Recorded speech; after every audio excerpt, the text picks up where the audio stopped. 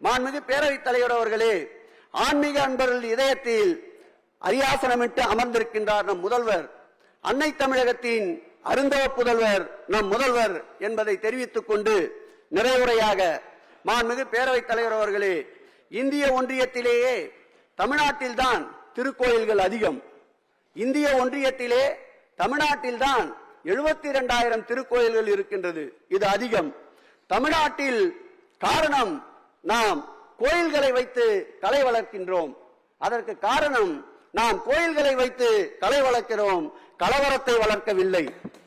மாண்புமிகு பேரவைத் தலைவர் அவர்களே, நாம் கோயிலை வைத்து பண்பாட்டை வளர்க்கிறோம், பாகுபாடை வளர்க்கவில்லை.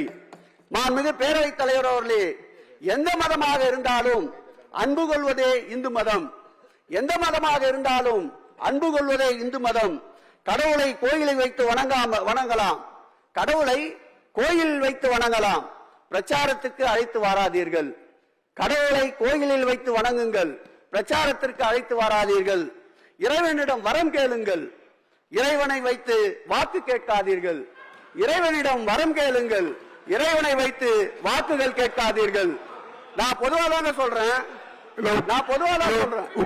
செல்வனை பார்த்து சொன்னேன், சிந்தனை செல்வனை பார்த்து சொன்னேன், அவரை பார்த்து சொன்னேன். நீங்க பேசுங்க, நீங்க என்னைய பார்த்து பேசிட்டு இருக்க, குறிப்பிட்டு சொல்லலாம்.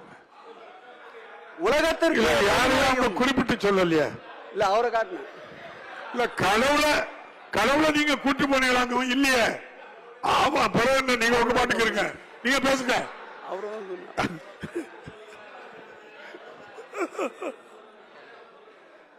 உலகத்திற்கே பொதுமறையும் பொது நீதியும் வழங்கிய அன்னை தமிழ்நாட்டில், உலகத்திற்கே பொதுமறையும் பொது நீதியும் வழங்கிய அன்னை தமிழ்நாட்டில் ஆன்மீகத்தை அரசியலாக்கும் சூழ்ச்சிகள் தகர்க்கப்படும்.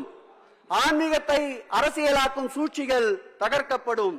மனிதநேயம் ஒருபோதும் இம்மண்ணை விட்டு அகலாது. அறநிலையத்துறை இருக்காது என்றவர்களின் எந்த அதிகாரமும் தமிழ்நாட்டில் செல்லாது. அறநிலையத்துறையே இருக்காது என்பவர்களின் சொல் தமிழகத்தில் செல்லாது. மாண்புமிகு பேரவைத் தலைவர் அவர்களே, நதிகள் முன்னேதான் செல்லும், பின்வந்ததில்லை. அதுபோல் எங்கள் முதல்வர் லட்சியத்தில் முன்வைத்த காலை பின்வைப்பதில்லை. மாண்புமிகு முதல்வர் அவர்களுக்கு நன்றி. மாண்புமிகு முதல்வருக்கு தோள் கொடுக்க எங்கள் உதயாவும் இருக்கிறார்.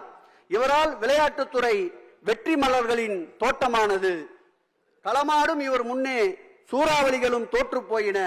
நேற்று நட்சத்திரம், நாளை அவர் உச்சத்தில் உலாவரும் உதயசூரியன். உதயசூரியன் புறப்பட்டால் உலகமே ஒளிமயமாகும். எங்கள் உதயநிதி புறப்பட்டால் தமிழ்நாடே இன்று போல் என்றும் எங்கள் தலைவர் வசமாகும்.